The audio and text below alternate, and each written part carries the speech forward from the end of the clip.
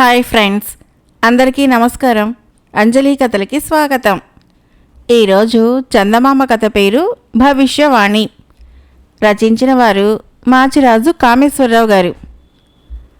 చంద్రగిరి రాజు చతురవర్మ ఎప్పుడూ నవ్వుతూ నలుగురిని నవ్విస్తూ ఉండేవాడు.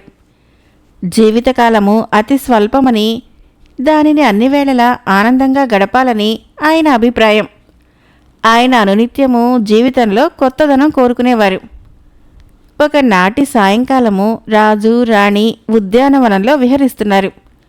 ఉన్నట్లుండి చతురవర్మ రాణికేసి తల తిప్పి, ఇవన్నీ మనం రోజు చూసే చెట్లు పువ్వులు అంతే గదా, కొత్తదనం కోసము ఏవైనా కమ్మని కబుర్లు చెప్పు అన్నాడు. భర్త మాటలకి రాణి చిన్నగా నవ్వి, ఇది మరీ బాగుంది, రోజు మీకోసము కొత్త కొత్త కబుర్లు నేనెక్కడి నుంచి మోసుకురాగలను అన్నది. రాజు కొద్దిసేపు ఏదో ఆలోచిస్తూ ఊరుకొని, చూడు, మనకి ఈ పూట ఆ తోటమాలితో కాలక్షేపము అని దూరంగా చెట్ల బాదుల్లో పనిచేసుకుంటున్న తోటమాలిని చప్పట్లు చరిచి పిలిచాడు. తోటమాలి పరుగున వచ్చి ఆయన ముందు చేతులు కట్టుకొని నిలబడ్డాడు.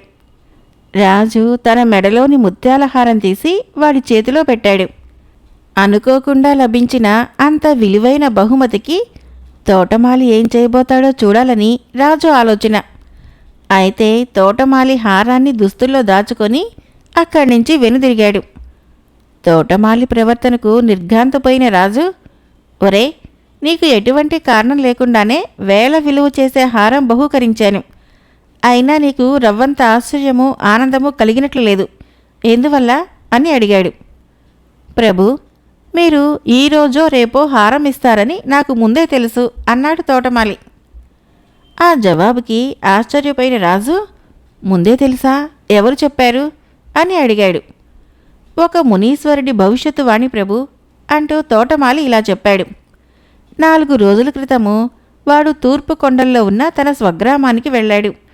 ఆ కొండ ప్రాంతాలకి ఒక మునీశ్వరుడు వచ్చాడని, ఆయన పలికే భవిష్యవాణి అక్షరాల జరిగి తీరుతుందని గ్రామస్తులు తోటమాలికి చెప్పారు. వాడా మునిని చూడబోయాడు. వాణ్ణి చూస్తూనే ముని చేతిలోని దండాన్ని పైకెత్తి పట్టుకొని, అదృష్టజాతకుడివి నాయనా, అతి త్వరలోనే మీ మహారాజు చతురవర్మ తన మెడలోని హారాన్ని నీకు బహూకరించబోతున్నాడు అని చెప్పాడు. తోటమాలి రాజుకు ముని మాటలు చెప్పి, ప్రభు, అందువలనే తమరు చప్పట్లు చరిచి నన్ను పిలిచినప్పుడే హారం ఇవ్వబోతున్నారని గ్రహించాను అన్నాడు. వాడి మాటలకు రాజు నివ్వెరపోయాడు. రాణి ఉత్సాహంగా, మనం కూడా వెళ్ళి ఆ మునీశ్వరుని దర్శించుకుని వద్దాము అన్నది. రాజు ఏదో చెప్పబోయేంతలో తోటమాలి, ఆయన ఆడవారికి దర్శనం ఇవ్వడు అన్నాడు. అలాగా అని రాణి విచారపడి రాజుతో, మహామునులు ఒక్కొక్కసారి వింతగా ప్రవర్తిస్తారు, కారణము మన బోటి సామాన్యులకు అర్థం కాదు. సరే, మీరు వెళ్ళి ఆయన్ని దర్శించుకుని రండి అన్నది రాజుతో. దానికి రాజు అయిష్టంగా, దేవి, ముందే మనకు భవిష్యత్తు తెలిసిపోతే జీవితంలో సంతోషానందాలని అనుభవించలేము అన్నాడు. అలా అని ఎందుకనుకుంటారు, జీవితాన్ని మరింత అందంగా మలుచుకోవచ్చు, మీరు వెళ్ళి తీరవలసిందే అంటూ రాణి పట్టుబట్టింది. ఇక చేసేది లేక ఆ మర్నాటి ఉదయమే రథం మీద ముని దర్శనానికై బయలుదేరాడు రాజు. ఆ సాయంత్రం ఆయన పుట్టెడు దిగులుతో తిరిగి వచ్చాడు. రాణి ఎంతగా అడిగినా జవాబు చెప్పలేదు. రాత్రి కంటి మీద కునుకు లేదు, పట్టెడన్నం కూడా నోట పెట్టలేదు. 4 రోజుల్లోనే చిక్కి శల్యమయ్యాడు. మీరేదో దాస్తున్నారు, ఆ మునీశ్వరుడేమన్నాడు, జరిగిందేంటో చెప్పకపోతే నా మీద ఒట్టే అంటూ రాజు చేతిని తన తల మీద పెట్టుకుని గట్టిగా అడిగింది రాణి. అప్పుడు రాజు హీనస్వరంతో జరిగిందంతా చెప్పాడు. రాజు పాదాలకి వజ్రాలు తాపడం చేసి ఉన్న పాదరక్షలు చూస్తూనే ముని, రాజా, త్వరలో నీకు నీ కాళ్ళకి పాదరక్షలు కూడా ఉండని స్థితి రాబోతున్నది. పాదరక్షల కోసం దేహి అనవలసి వస్తుంది. ఒకానొక కోయ యువకుడు తిరిగి నీకు కిరీట ధారణ చేస్తాడు అన్నాడు. ముని మాటలకు రాజు వణికిపోయాడు. ఆయన కాళ్ళ కింద భూమి బద్దలైపోయినట్లుగా తోచింది. ఆయన నోరు మెదపలేదు, తిరిగి వచ్చేశాడు. దేవి, ముని పలుకుల్లోని నిగూఢార్థము త్వరలోనే మన మీదకి బలవంతుడైన రాజెవడో దాడి చేయబోతున్నాడన్నమాట. మనం పరాజయం పాలయ్యి కాళ్ళకు చెప్పులు కూడా లేకుండా అడవుల వెంట తిరుగుతాం. మళ్ళీ కోయిల సహాయంతో మనం రాజ్యం తెచ్చుకోవటము ఎప్పటి మాటో మరి అన్నాడు రాజు ఎంతో దిగులుగా. ఇది విని రాణి బెంబేలు పడిపోయి, మీరు ఆ మునీశ్వరుణ్ణే ఈ అనర్థం జరగకుండా మార్గం చూపమని అడిగి ఉండవలసింది. ఏవైనా గ్రహశాంతులు, పూజలు, జపాలు చేయవలసి ఉంటుందేమో. మరొకసారి వెళ్ళి ఆయన అడగండి అని బలవంతం చేసింది. మర్నాడు రాజు రథంలో ముని దగ్గరకు బయలుదేరాడు. అడవి దారిలో ఒకచోట పులి లేడిని తరుముకుంటూ వస్తూ హఠాత్తుగా రథానికి ఎదురైంది. పులిని చూసి బెదిరిన రథం గుర్రాల్లో ఒకటి రథాన్ని పక్కకు లాగింది. రథము దగ్గరలోనే ఉన్న బురదగుంటలోకి ఒరిగిపోయింది. రాజు రథం నుంచి జారిపడి నడుం లోతు బురదలో కూరుకొని పోయాడు. సారథి గుర్రంజూలు పట్టుకొని దాన్ని నిలవరించబోయి అది గట్టిగా మెడ విదిలించేసరికి ఎగిరి బాట పక్కన పడిపోయాడు. రాజు అతి కష్టం మీద బురదగుంటలో నుంచి ఒడ్డుకు చేరాడు. ఆయన పాదరక్షలు గుంటలో ఎక్కడో కూరుకుపోయాయి. దారంతా ముళ్ళ పొదలు. అడుగు తీసి అడుగు వేయలేక రాజు కాళ్ళు ఇడ్చుకుంటూ రథం కేసి వస్తున్న సారథిని అడిగి అతడి పాదరక్షలు తీసుకున్నాడు. ఆ సమయంలో విల్లంబులు ధరించిన కోయ యువకుడొకడు అటుగా వచ్చాడు. వాడు దూరంగా పొదల దగ్గర పడి ఉన్న రాజుగారి కిరీటాన్ని చూసి దాన్ని చేతికి తీసుకొని పైపంచతో దులిపి దాన్ని రాజు తలపై పెడుతూ, మహారాజా, తమకు దెబ్బలేమీ తగలేదు గదా అని ఆతృతగా అడిగాడు. రాజు లేదన్నట్లు తలాడించాక వాడు తన దాన్ని తాను పోయాడు. ఒక అరగంట సేపట్లో సారథి రథాన్ని సిద్ధం చేశాడు. రాజు రథం ఎక్కి కూర్చొని, ఇప్పుడు మన ప్రయాణము మునీశ్వరుడి దగ్గరికి కాదు, రాజభవనానికి. రథాన్ని వెనక్కి మళ్లించు అన్నాడు సారథితో. చీకటి పడుతూ ఉండగా రాజు రాజభవనాన్ని చేరాడు. ఆయన మాసిపోయిన దుస్తులతో నీరసంగా నిరుత్సాహంగా తిరిగి రావడం చూసిన రాణి ఆదుర్దాగా ఏం జరిగింది అని అడిగింది. రాజు ఆమెకు అడవిలో జరిగిందంతా పూసగుచ్చినట్లు చెప్పి, ఆ మునీశ్వరుడి భవిష్యవాణి అమోఘమనటంలో ఎలాంటి సందేహానికి తావులేదు. ఆయన చెప్పింది అక్షరాలా జరిగింది గదా. అయితే జరగబోయేది పరిపరి విధాలుగా ఊహించుకుంటూ 4 రోజులుగా నేను అనుభవించిన నరకము పగవాడికి కూడా వద్దు. భవిష్యత్తు తెలియకపోవటమే జీవితంలో ఆనందానికి ముఖ్య కారణము అన్నాడు. రాణి అవునన్నట్లు తలాడించి, ఇంత అతి స్వల్పమైన వాస్తవం అర్థం చేసుకోవటానికి మీరెన్ని బాధలకు గురయ్యారు, నేనెంత ఆదుర్దాకు లోనయ్యాను అంటూ ఫక్కున నవ్వేసింది. మరొక కథ పేరు పాలేరు చెప్పిన పాఠం. పేరిశాస్త్రి ఉపాధ్యాయుడిగా ఆ రోజే పదవీ విరమణ చేశాడు. అప్పుడు జరిగిన సన్మాన సభలో వక్తలు పేరిశాస్త్రి జ్ఞానము అపారమని, అటువంటి మేధా సంపన్నుడు ఆ చుట్టుపక్కల గ్రామాల్లో ఎవరూ లేరని వేణోళ్ల పొగిడారు. ఆ మాటలు విని పేరిశాస్త్రి పరమానందం చెందాడు. ఆ సాయంత్రం ఇంటికి తిరిగి వచ్చిన పేరిశాస్త్రి సభలో తనకు వేసిన పూలదండను, కప్పిన పండిత శాలువాను భార్య అలివేలు చేతికిస్తూ సంతోషంగా సభా విశేషాలు చెప్పి, ఈరోజు సన్మాన సభలో వక్తలు నన్ను ఎంతగానో పొగిడారు, నా మేధా సంపత్తిని ఎంతగానో మెచ్చుకున్నారు.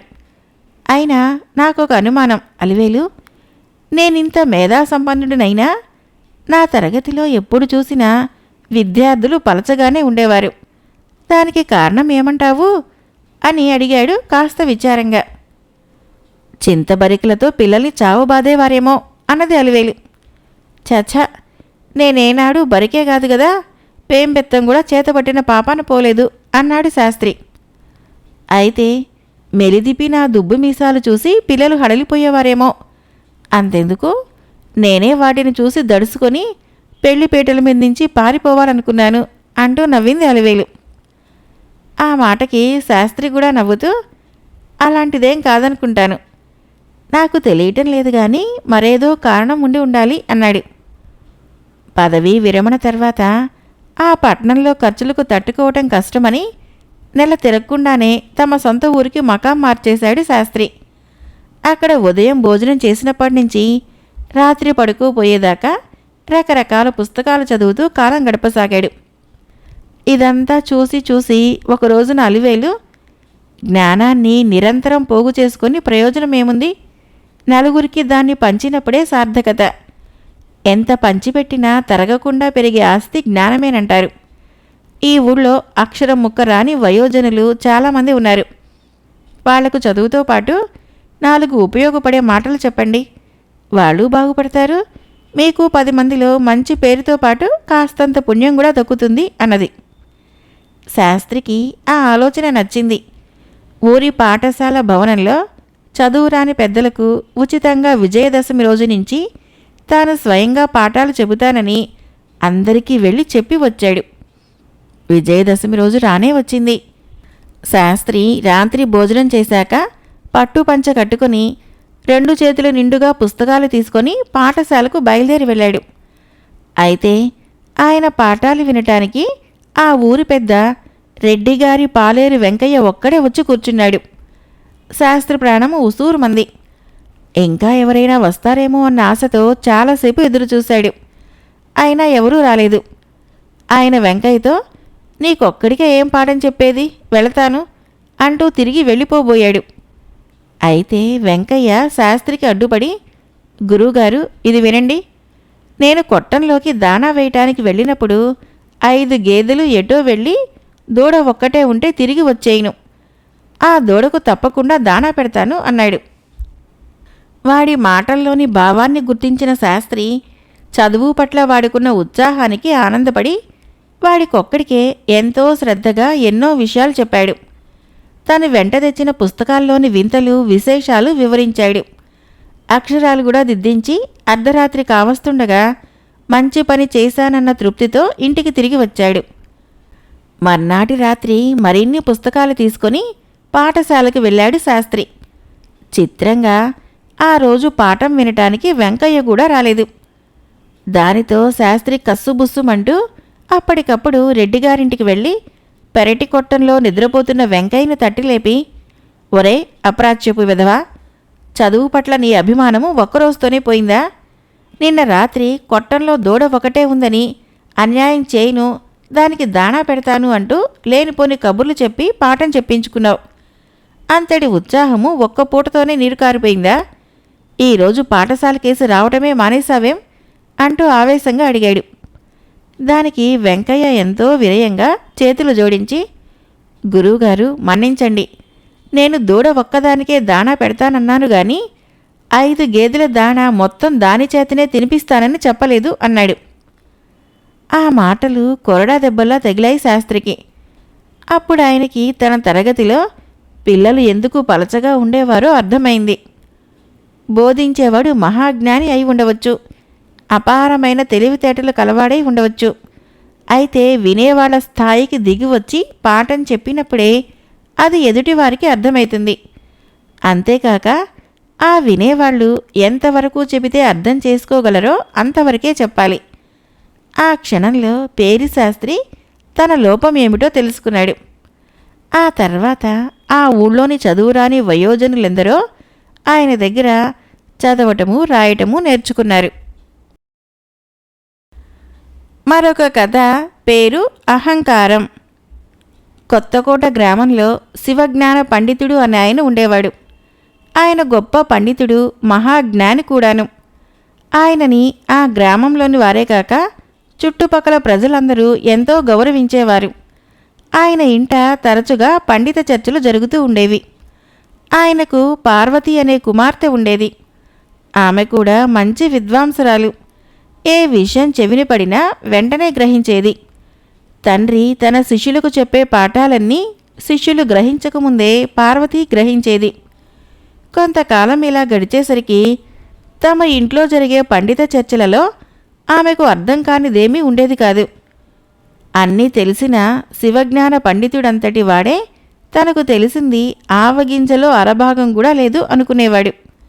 కానీ పార్వతి మటుకు తనకు తెలియంది ఏమీ లేదని గర్వపడేది.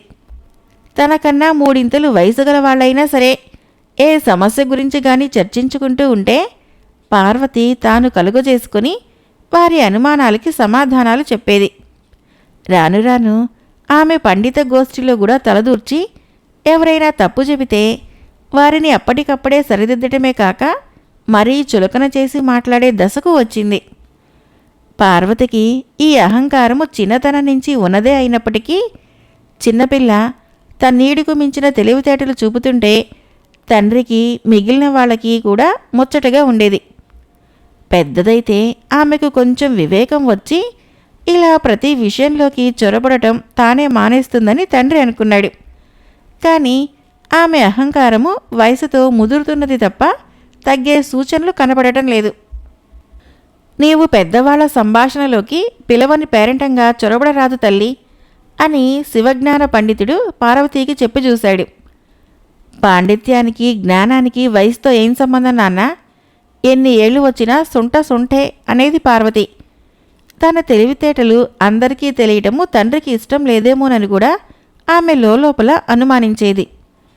పార్వతికి 15వ ఏడు కూడా వచ్చింది. అయితే ఆమె అహంకారము ఏమాత్రమూ తగ్గలేదు. శివజ్ఞాన పండితుడు అన్నీ తెలిసిన వాడై ఉండి కూడా తన కుమార్తెను మార్చటం ఎలాగో తెలియక సతమతమయ్యాడు. తన బాధని తోటివారైన కొందరు పెద్దలతో చెప్పుకున్నాడు. ఇంతలో నవరాత్రి ఉత్సవాలు వచ్చాయి. రాజభవనంలో జరిగే పండిత గోష్ఠికి పిలుపురాగా శివజ్ఞాన పండితుడు వెళ్ళిపోయాడు. ఆయన లేకపోయినా పండితులు ఆయన ఇంట గోష్ఠి జరుపుతూనే వచ్చారు. వారి గోష్ఠిలో పార్వతి ఎప్పటిలాగా తలదూర్చుతూనే ఉన్నది. ఒకనాడు పార్వతి వింటూ ఉండగా పండితులు తమలో తాము ఒక వింత విషయం చెప్పుకున్నారు. పాత చెరువు గట్టున ఉన్న మండపంలో ఎవరో ఏదో రాశారట. దాన్ని చదవలేక ప్రతి ఒక్కరూ తలలు దించేసుకొని వెళ్ళిపోతున్నారట. ఈ మాట వినగానే పార్వతి, దాన్ని నేను చదువుతాను, ఎంత కష్టమైనా సరే. ఒకరు రాసింది చదవలేకపోతే నేను శివజ్ఞాన పండితుడు కూతుర్నే కాను అన్నది చాలా దర్పంగా. మండపంలో రాసి ఉన్నది పార్వతి చదవబోతున్నదన్న వార్త క్షణంలో ఊరంతా పాకింది. ఊళ్ళో వాళ్ళందరూ అమితోత్సాహంతో మండపం వద్దకు వచ్చారు. పార్వతి వచ్చి హడావుడిగా గోడకు కట్టి ఉన్న తెర తొలగించి అక్కడ రాసి ఉన్నదాన్ని గడగడ ఇలా చదివింది. చెయ్యగలవాళ్లే దీన్ని పైకి చదవాలి. ఈ చెరువులో 10 అడుగుల బురద పేరుకుని ఉన్నది. నేను ఇప్పుడే పార బుట్ట తీసుకుని తిన్నగా అక్కడికి వెళ్ళి ఒంటరిగా ఈ బురద అంతా తీసేస్తాను. అందుకు మీరంతా సాక్షులు. ఆమె చదవటం పూర్తి చేయగానే ఎవరో ఆమె ముందు పార బుట్ట తెచ్చిపెట్టారు. ఇవేంటి అన్నది పార్వతి ఆశ్చర్యంగా. చూస్తుంటే తెలియటం లేదా? పార బుట్ట తల్లి, వాటిని తీసుకుని పోయి చెరువులో బురద తీయి అన్నారు అక్కడి వాళ్ళు. నేను చదువుతానన్నాను గాని పని చేస్తాననలేదే అన్నది ఆమె. మేమంతా చదవలేని సుంటలమా తల్లి? దాన్ని చదివి వినిపించిన వాళ్ళు రాసినట్టు చెయ్యాలని అందులోనే స్పష్టంగా ఉన్నది కదా. అందుకే ఎవరము ఆ రాసిన దాన్ని పైకి చదవలేదు. నువ్వు ముందు వెనక చూడకుండా తొందరపడి చదివేశావు. మారు మాట్లాడకుండా పారా తట్టా తీసుకో, తప్పుతుందా మరి అన్నారు అక్కడి పెద్దవాళ్ళు. పార్వతి తన స్థితికి బావురుమని ఏడ్చింది.